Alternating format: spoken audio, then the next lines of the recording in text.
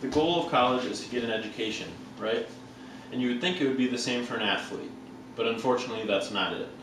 The most athletes just use it as a stepping stone to go pro. It doesn't really seem like they want to get an education. There are 3 reasons why college athletes should have GPA requirements. The first one is it will help reduce special treatment for athletes. Second, it could hurt their team. And third, college is there to get an education. First, I would like to convince you that it would help reduce special treatment for athletes. This isn't what the athlete wants. According to an article written in the Journal of Sports and Social Issues in 1995, athletes have been getting special treatment all their life. It starts early in their childhood. When the child starts reading, parents don't really acknowledge that. They just wait for them to start playing sports. And when they have parent-teacher conferences, parents don't go. But when they have games, the parents do go. And in high school, they allow them to miss class and not finish their homework. And also the expectations are different.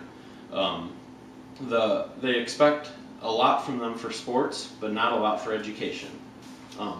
Football and men's basketball players are 6 times more likely to get into college as normal people. So let's say I have a 2.5 GPA and an athlete has a 2.5 GPA. The athlete is 6 times more likely to get into college than I am. And almost 1/3 of athletes wouldn't even make it into college if they weren't playing the sport. As I've explained, college athletes get special treatment a lot. It starts when they're a child, and it also continues through college where it only gets worse and it hurts their team. According to an article in 2012 in the Washington Post, the NCAA has implemented a few strict rules. The first one is the GPA requirement. It used to be 2.0, but they raised it to 2.3. I think this is great, but I think they should move it to 2.5 to make it even with everyone else, because I don't think it's very fair. The second rule is the attendance rate. The attendance rate used to be 80%, and now they changed it to 90%. I think this is perfect because even regular people miss class 10% of the time, so I think it's fair for the athletes to get to miss it that much. But it's also ultimately up to the university to implement the rules and to force them, because even one slip up can hinder the whole team.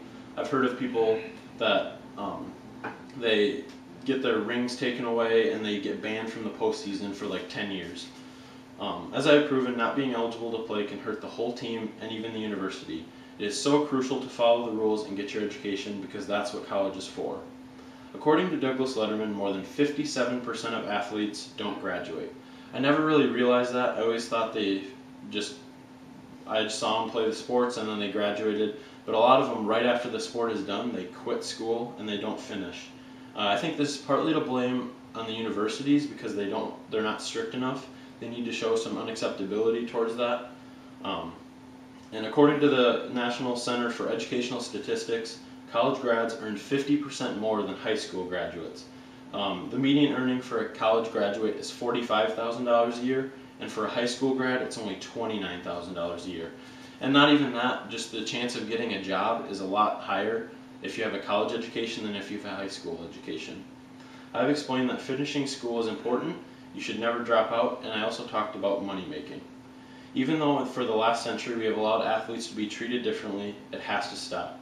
We should all be more strict, and if you're a parent, make sure that they finish their homework before practice and before games, and that they keep a high GPA so they can get into a good college even if the sport doesn't work out. And also, they can get a career and not a job, because it's a big difference. Thank you.